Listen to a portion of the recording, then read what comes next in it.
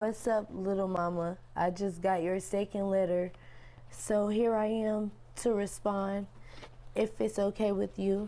This is the last letter Deshae Good Simpson received from her uncle before he died in January at Algoa Correctional Center in Jefferson City.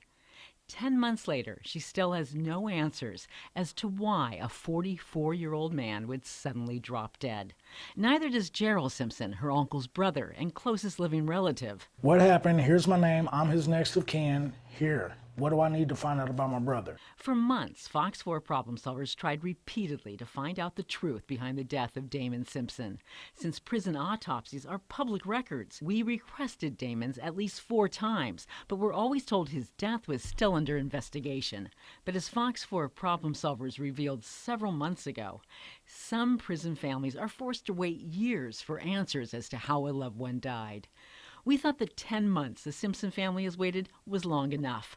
Unable to prod the Missouri Department of Corrections into action, we contacted State Representative Richard Brown, a Kansas City Democrat, for help. I really appreciate the opportunity because, I spend a lot of time going into the penitentiaries.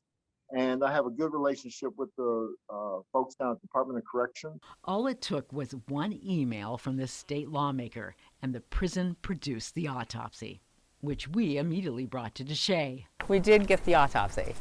Oh, thank you.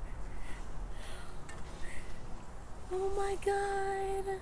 It showed that Damon Simpson was found dead in his cell. A doctor ruled that he died from heart failure with obesity and COVID-19 listed as contributing factors. But this document also shows the autopsy was performed on February 4th and a toxicology report was issued in March. So why wasn't it released to the family, our Fox 4 problem solvers, months earlier? The Missouri Department of Corrections, in a letter to Representative Brown, said autopsies are very slow to be returned to us and we have no control over the speed in which we get them back. But it goes on to say that the Corrections Department had never received a request for the autopsy from the family, something the family adamantly denies. I emailed them multiple times. I called. I made a lot of calls. But now she finally knows the truth about her uncle's death. I miss getting those calls, those phone calls. I wish I could have seen him one more time. She just wishes she could also find out what happened to his body. With Representative Brown's help, we learned it was turned over to a former prison employee who Damon Simpson had listed as his fiancée, a woman the family has never met. We contacted her, but she refused to tell both us and the family what she did with his remains. Another heartbreaking roadblock for this grieving niece.